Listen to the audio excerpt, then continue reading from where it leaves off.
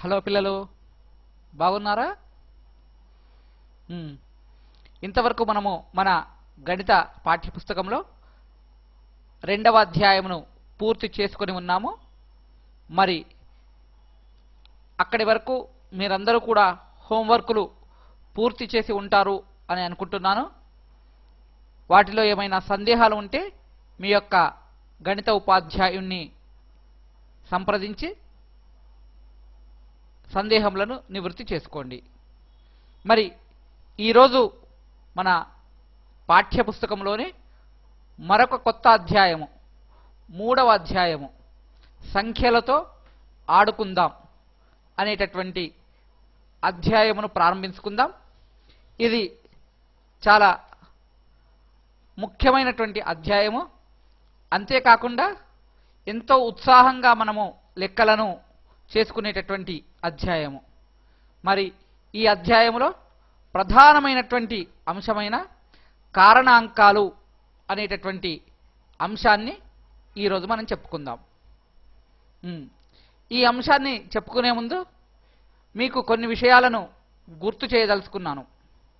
చిన్నప్పుడు మీరు ఎక్కాలను నేర్చుకుని ఉంటారు. 2వ ఎక్కము, 3వ ఎక్కము, 5, 6, 10, 20 ఎక్కం వరకు కూడా నేర్చుకుని ఉంటారు. వాటిని ఒక్కసారి గుర్తుకు చేసుకోండి. 5వ ఎక్కము లేదా 6వ ఎక్కము, 8వ ఎక్కము ఇలాగే ఉంటాయి కదా. 8 1 8, 8 2 16, 8 3 24 ఇలాగా. ఏమిటి సారు ఇప్పుడు మాకు ఎక్కాలను గురించి చెప్తున్నాడు అని అనుకుంటున్నారా? ఈ ఎక్కాలతోటే ఈరోజు మనము ఈ కొత్త అంశాన్ని నేర్చుకోబోతున్నాం. ఇక్కడ చూడండి, 8 × 1 8 అంటే ఎక్కాలను రాసేటటువంటి విధానం కూడా మీరు చూసి ఉంటారు. 8 × 1 అంటే 8ని ఒకసారి గుణిస్తే 8 వస్తున్నది. 8ని 2తో గుణిస్తే 16 అంటే 8ని 2 సార్లు కూడుతున్నాము. సరే, ఆ విషయాన్ని అలా ఉంచితే 8 2 16, 8 3 24.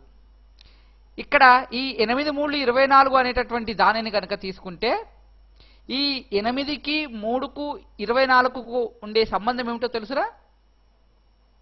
8కి 3కు 24కు ఉండేటటువంటి సంబంధం ఏమిటి?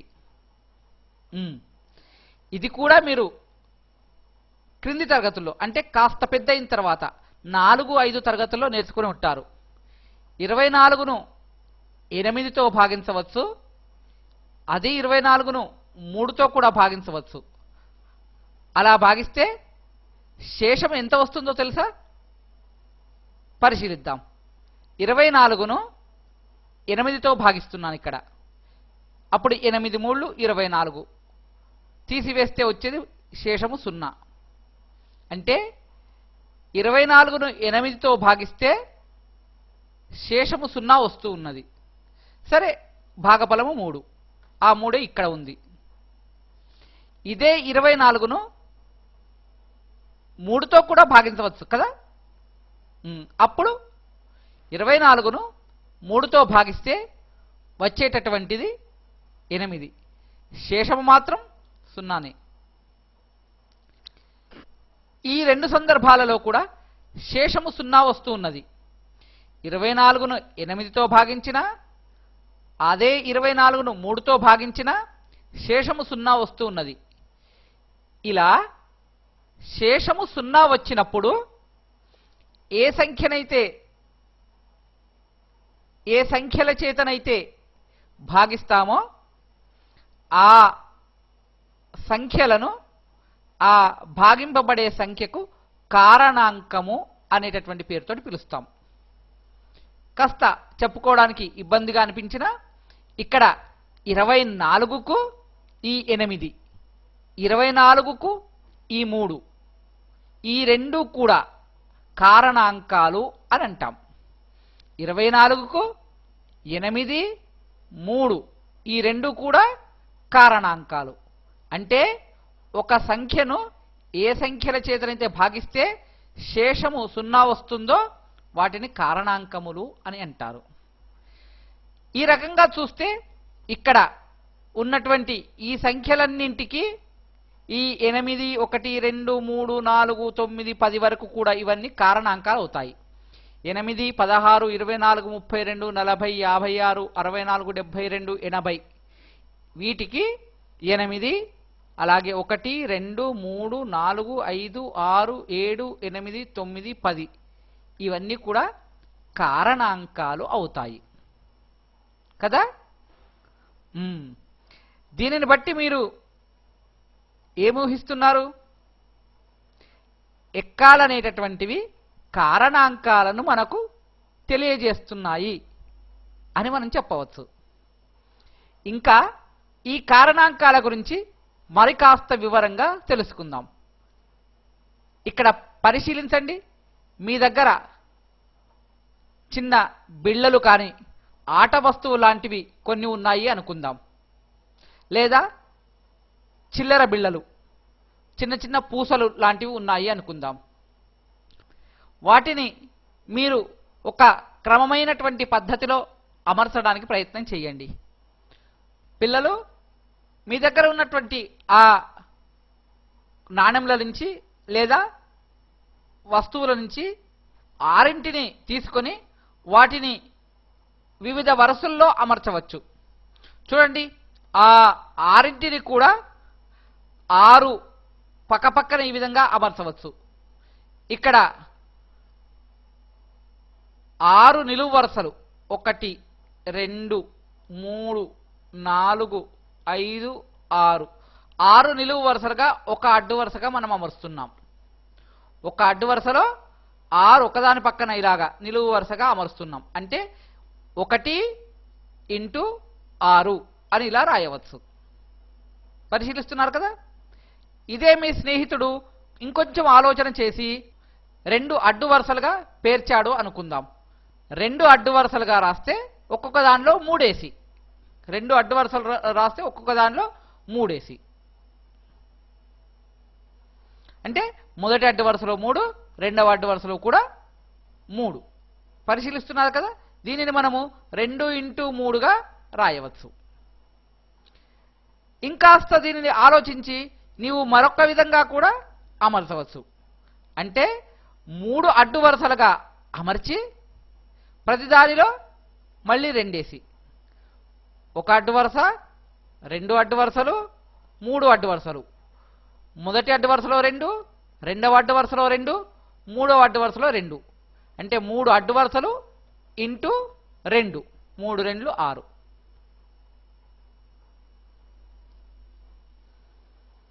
ఇక్కడ అదే 6ని ఇంకాస్త ఆలోచిస్తే 6 అడ్డు వరుసలుగా అమర్చవచ్చు. 1, 2, 3, 4, 5, 6. కానీ ప్రతి అడ్డు వరుసలో కూడా ఒక్కొక్క నాణెమును లేదా ఒక్కొక్క ఆట వస్తువునే మనం అమర్చవచ్చు. పరిశీలిస్తున్నారు కదా. అంటే 6ని ఈ విధంగా కూడా అమర్చవచ్చు.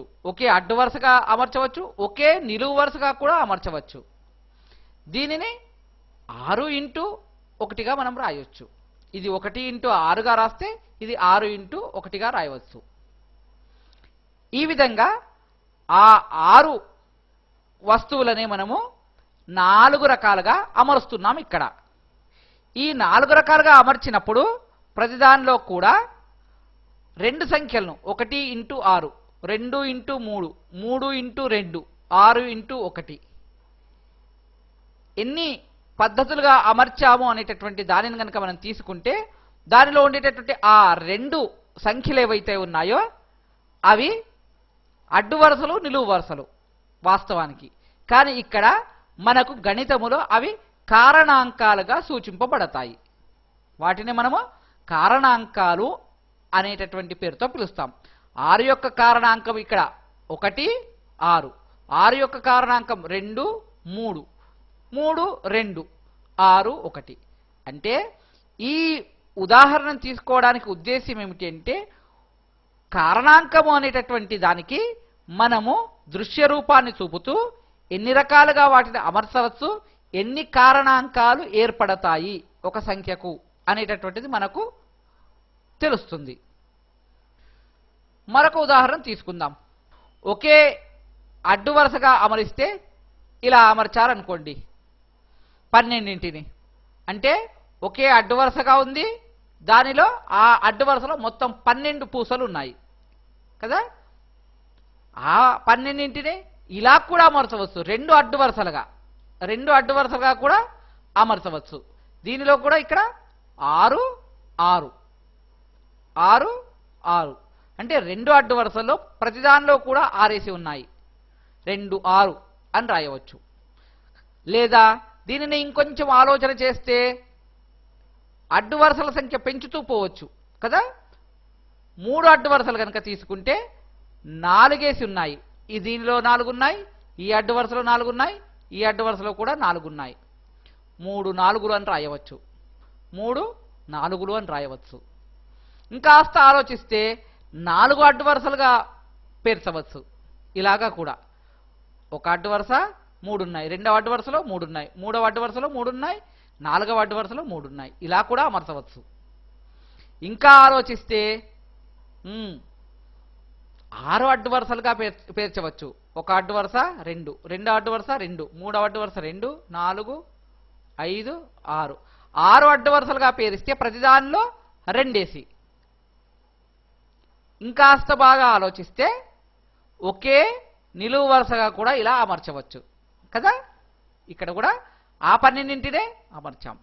ఇలా 12ంటిని ఒకే అడ్డు వరుసగా, 2 అడ్డు వరుసలుగా, 3 అడ్డు వరుసలుగా, 4 అడ్డు వరుసలుగా, 6 అడ్డు వరుసలుగా, 12 అడ్డు వరుసలుగా కూడా మనం అమరుస్తున్నాం. ఇదే 12 యొక్క కారణాంకాలను రాయడానికి ఉపయోగపడేటటువంటి విధానం. అంటే ఒక అడ్డు వరుస కాబట్టి 1 × 12 అని రాయవచ్చు. 2 అడ్డు వరుసలు కాబట్టి ఒక్కొక్క దానిలో 6 ఉన్నాయి కాబట్టి 2 6 12 అని రాయవచ్చు. 3 అడ్డు వరుసలుగా అమరిస్తే 3 ఒక్కొక్క దానిలో 4 ఉన్నాయి కాబట్టి 3 4 12 అని రాయవచ్చు. ఇలాగా లేదా 4 అడ్డు వరుసలుగా అమరిస్తే ప్రతి దానిలో 3 ఉన్నాయి కాబట్టి 4 3 అని కూడా రాయవచ్చు. 6 అడ్డు వరుసలుగా అమరిస్తే 6 2 12, లేదా 12 అడ్డు వరుసలుగా అమరిస్తే 12 1 12 ఇలాగా రాయవచ్చు. అంటే మన ఏదైతే అమరిక ఉందో అదే ఇక్కడ ఎక్కాలకు దారి తీస్తున్నది. ఎక్కాలు ఉన్నటువంటి సందర్భంలో ఉన్నటువంటి కారణాంకము అనేటటువంటి ఆ కొత్త విషయానికి కూడా దారితీస్తున్నది. ఇక్కడ ఈ 1 అనేటటువంటిది 12కు కారణాంకము, అలాగే 12 అనేది కూడా 12కు కారణాంకము. 2 అనేటటువంటిది 12కు కారణాంకమే, 6 అనేటటువంటిది కూడా 12కు కారణాంకమే.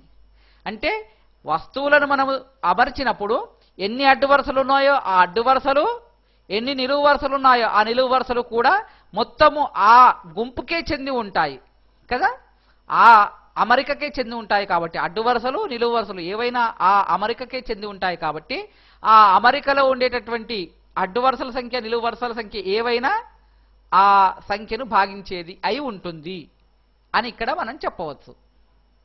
పరిశీలిస్తున్నారు కదా. అందువల్ల ఇక్కడ 12 యొక్క కారణాంకాలు ఏమిటి అంటే మనం ఇలా రాయవచ్చు. 1 12 2 6 అని రాయవచ్చు. కానీ దానికంటే కాస్త ఒక పద్ధతిగా, ఒక సిస్టమాటిక్ ప్రొసీజర్లో కనుక రాస్తే పెరిగేటటువంటి విధానంలో 1 2 3 4 6 తర్వాత మళ్ళీ 12, 1 2 3 4 6 12 ఇలా రాయవచ్చు.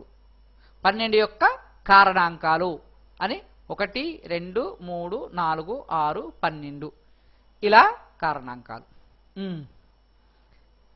ఇప్పటి వరకు మనం చెప్పుకున్నటువంటి దానిని బట్టి చూస్తే ఎక్కాలు, మనము నేర్చుకున్నటువంటి గుణకార ఎక్కాలు అనేటటువంటివి మొత్తము కూడా మనకు కారణాంకాలను సూచించేవి.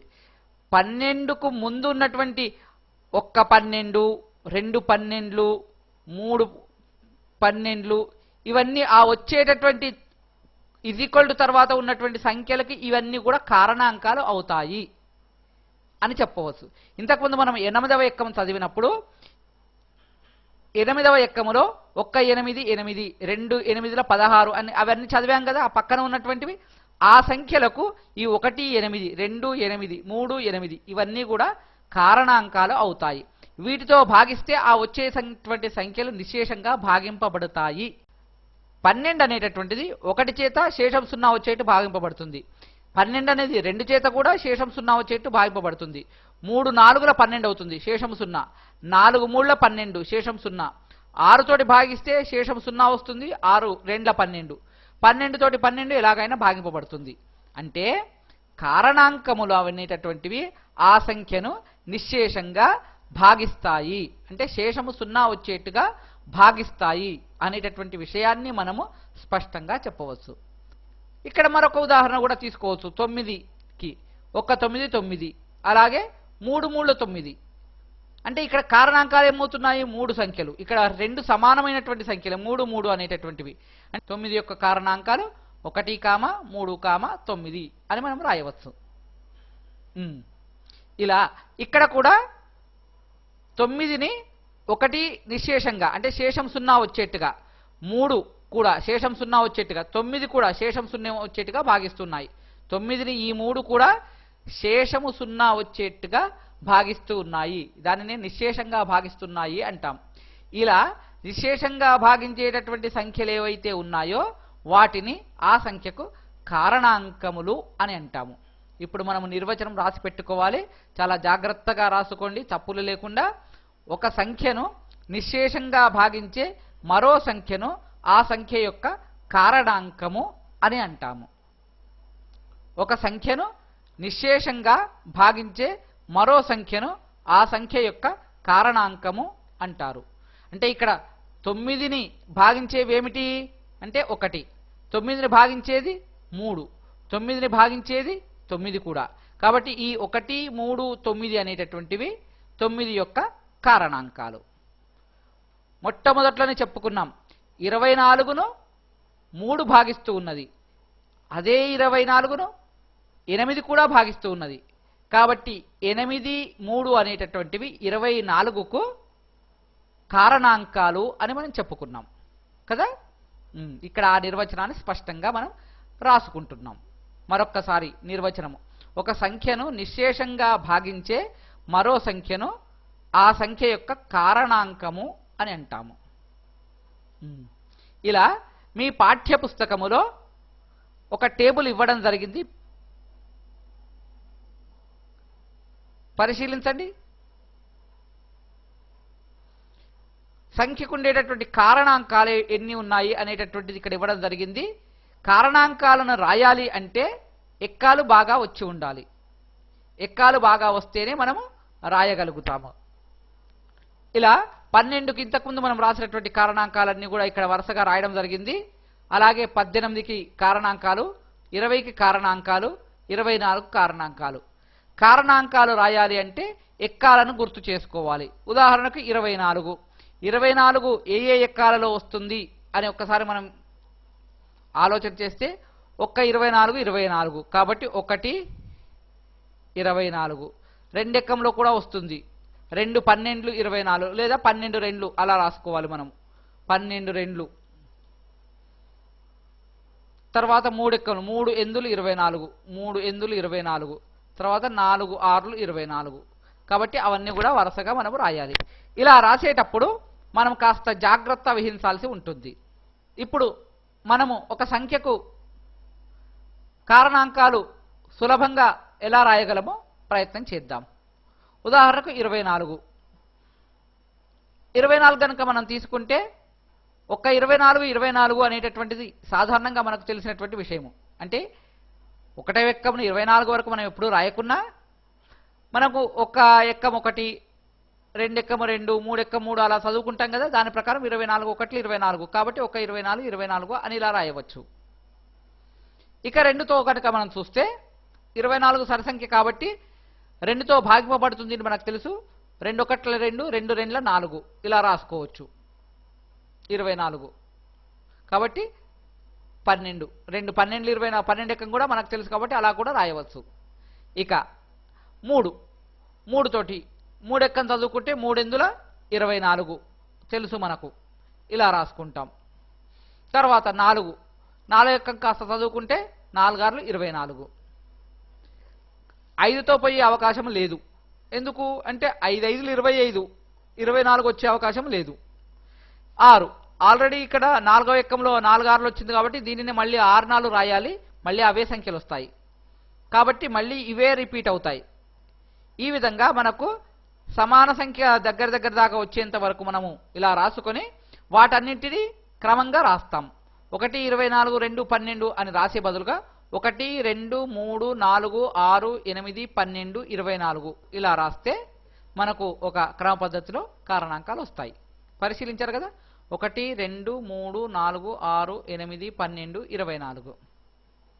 ఓకే, ఈ విధంగా మనము ఎక్కాలను బాగా ప్రాక్టీస్ చేసి ఎక్కాలను చదువుతూ ఉంటే కారణాంకాలు రాయడము అనేటటువంటిది మనకు సులభంగా తెలుస్తుంది. అయితే ఒక సంఖ్యకు అసలు కారణాంకాలు ఎన్ని ఉంటాయి? ప్రతి సంఖ్యకు కారణాంకం ఉంటుందా? అవి ఎన్ని ఉండవచ్చు? వాటిలో చిన్నదేది పెద్దదేది అనేటటువంటివి కొన్ని ప్రశ్నలు ఏర్పడతాయి మనకు. వాటి గురించి మనము తెలుసుకోవాలి. ఇప్పుడు ఇక్కడ చూడండి, ఇంతకుముందు మనం చెప్పుకున్నటువంటి పట్టికను కనుక చూస్తే 12 18 20 24 ఈ సంఖ్యలకు కారణాంకాలు ఇవ్వడం జరిగింది. వీటిని పరిశీలిస్తే ప్రతి సంఖ్యకు కూడా కారణాంకం 1 ఉన్నది చూశారా? కాబట్టి ప్రతి సంఖ్యకు 1 ఒక కారణాంకము అని మనము ఒక సాధారణమైనటువంటి సూత్రముగా రాసుకోవచ్చు.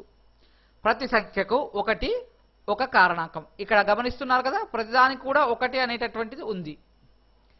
ఇంకొక విషయం ఏమిటంటే అదే అతి చిన్న కారణాంకం కూడా, అంతకంటే చిన్న కారణాంకం వేరే లేదు. ప్రతి సంఖ్యకు 1 అనేది ఒక కారణాంకముగా ఉంటున్నది. అదే అతి చిన్న కారణాంకము. ఏ సంఖ్యకైనా అతి చిన్న కారణాంకము ఆ 1 ఉంటుంది. పరిశీలించారు కదా. మరొక ముఖ్యమైన విషయం ఏమిటంటే 12కు మనకు పెద్ద కారణాంకం ఏది అంటే 12 వస్తున్నది. 18కి అతిపెద్ద కారణాంకం 18, 20కి అతిపెద్ద కారణాంకం 20, 24కు అతిపెద్ద కారణాంకం 24. పరిశీలించారు కదా. అంటే ప్రతి సంఖ్యకు అదే సంఖ్య అతిపెద్ద కారణాంకం అవుతుంది. ప్రతి సంఖ్యకు అదే సంఖ్య తప్పకుండా కారణాంకమే.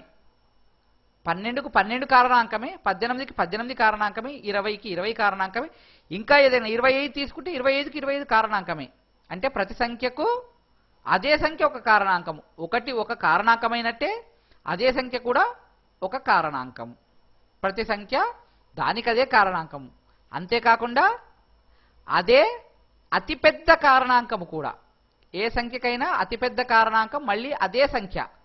24కు 24, 20కి 20, 18కి 18 ఇట్లా. ఇంకొక ప్రధానమైనటువంటి విషయం ఏమిటంటే ఇక్కడ 12కి ఎన్ని కారణాంకాలు ఉన్నాయి అంటే 1 2 3 4 5 6 ఉన్నాయి. 18కి ఎన్ని ఉన్నాయి అంటే 1 2 3 4 5 6 ఉన్నాయి. 20కి కూడా అలాగే 1 2 3 4 5 6 ఉన్నాయి. 24కు 1 2 3 4 5 6 7 8 ఉన్నాయి. వీటన్నింటినీ గమనిస్తే కారణాంకాలు ఎన్ని ఉండవచ్చు ఒక సంఖ్యకు? ఒక లిమిట్ అనేటటువంటిది ఉంటుంది. లెక్కించలేము కారణాంకాల సంఖ్యను అని చెప్పడానికి వీల్లేదు. కొన్ని ఉంటాయి, తప్పకుండా కొన్ని కారణాంకాలు ఉంటాయి. అవి లెక్కించడానికి అనుకూలంగానే ఉంటాయి. 5, 10, 100, 1000 పెద్ద సంఖ్యలు తీసుకున్నాం అనుకోండి, వాటికి కూడా కారణాంకాలు ఒక లిమిట్, ఒక హద్దు వరకే ఉంటాయి. కాబట్టి లెక్కించ వీలైనన్నే ఉంటాయి, అంటే పరిమితంగానే ఉంటాయి మనం చెప్పవచ్చు. ఏ సంఖ్యకైనా కారణాంకాలు తప్పకుండా ఉంటాయి. ఈవెన్ మనం 1ని తీసుకున్నా 1కి ఒక కారణాంకం 1 ఉన్నది. 2 తీసుకున్నా 2కు 1 2 కారణాంకాలు ఉన్నాయి కదా. ఇలా ఏ సంఖ్యను తీసుకున్నా తప్పకుండా కారణాంకాలు ఉన్నాయి. అవి ఒక లిమిట్లో ఉంటాయి, అంటే పరిమితంగానే ఉంటాయి. మనం వాటిని ఎన్ని ఉన్నాయి అంటే లెక్కించవచ్చు. అంతేకాకుండా ప్రతి సంఖ్యకు 1 ఒక కారణాంకము, అదే అతి చిన్న కారణాంకము. ప్రతి సంఖ్య దానికి అదే కారణాంకము, అదే అతిపెద్ద కారణాంకము. అంటే 100 తీసుకున్నాం అనుకోండి, 100కు 100 ఒక కారణాంకము, అంతకంటే పెద్ద కారణాంకం మరొకటి ఉండదు. 100నే అతిపెద్ద కారణాంకము ఆ 100కు. ఈ విషయాలను బాగా గుర్తుపెట్టుకోండి. ఓకే, ఆబ్జెక్టివ్ టైపులో మిమ్మల్ని ఎక్కువ సార్లు ప్రశ్నించేటటువంటి అవకాశం ఉంటుంది. ఇప్పుడు ఈ కారణాంకాలకు సంబంధించినటువంటి కొన్ని సమస్యలు మీ పాఠ్యపుస్తకంలో ఇవ్వడం జరిగింది. వాటిని సేకరించి వాటికి సమాధానాలు రాయండి. ఇంటి పనిగా రాసుకోండి. మీ పాఠ్య పుస్తకము పేజీ నంబర్ 34లో ఇవి చేయండి అనేటటువంటి అంశం కింద 3 ప్రశ్నలు ఇవ్వడం జరిగింది. 81 కారణాంకాలను రాయండి అని. ఇంతకుముందు మనం చెప్పుకున్నాం ఎలా రాయాలో ఆ పద్ధతిలో రాయండి. అలాగే ఒక సంఖ్య యొక్క కారణాంకాలన్నీ ఆ సంఖ్య నిశేషంగా భాగిస్తాయా? ఇంతకుముందే మనం చెప్పుకున్నాం. సమాధానం మీ దగ్గరే ఉంది, ప్రయత్నం చేయండి ఈ సమస్యకు కూడా. 15, 24 యొక్క కారణాంకం 3. ఈ సంఖ్యల భేదానికి కూడా 3 కారణాంకం అవుతుందా? కాస్త జాగ్రత్తగా చెయ్యాలి. అంటే 24 నుంచి 15 తీసేయండి, దానికి కూడా ఈ 3 కారణాంకం అవుతుందా అనేటటువంటిది మీ ముందున్నటువంటి ప్రశ్న. సమాధానాన్ని జాగ్రత్తగా రాయండి. ఇలాంటిదే మరొక సమస్యను కూడా మీ ముందు ఉంచుతున్నాను.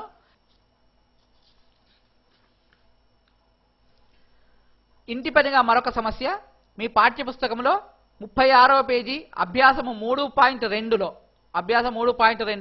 1వ ప్రశ్న కారణాంకాలన్నింటినీ రాయండి అనేటటువంటిది 36కు, 23కు, 96కు, 115కు వీటికి కారణాంకాలను రాయండి. మీ గణిత ఉపాధ్యాయునికి చూపెట్టి తప్పులేమైనా ఉంటే సవరింప చేసుకోండి. మరొక క్లాసులో మరొక ప్రధానమైనటువంటి అంశంతో మళ్ళీ కలుద్దాం.